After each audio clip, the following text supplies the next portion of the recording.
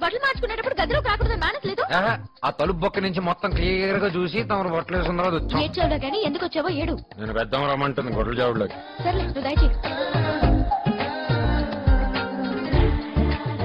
Green అంటే నాకు చాలా ఇష్టం.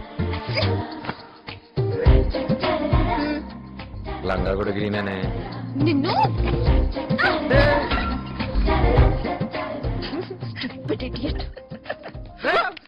నా కూతురు గదిలోకి ఇంటికెళ్ళా.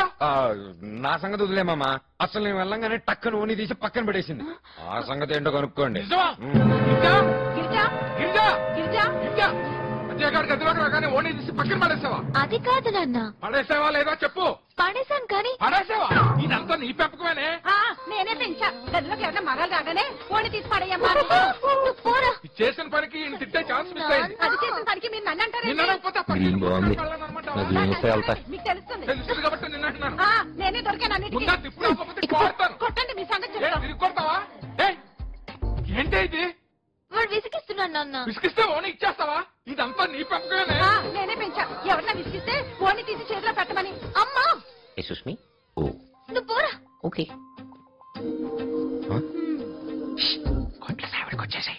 వస్తానులే పో. సావిడేంటే నువ్వు వస్తానంటున్నావు. గోక్ పగిలింది.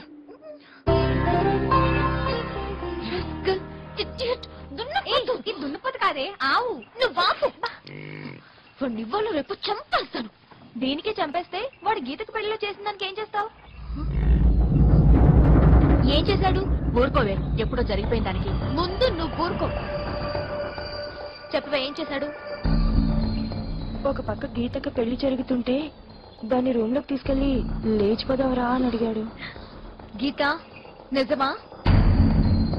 గీత ఐ లవ్ యూ. ప్లీజ్ మన ఇద్దరు లేచిపోదాను. ఆ మాట విను. నిజమే లేవే, వదిలే.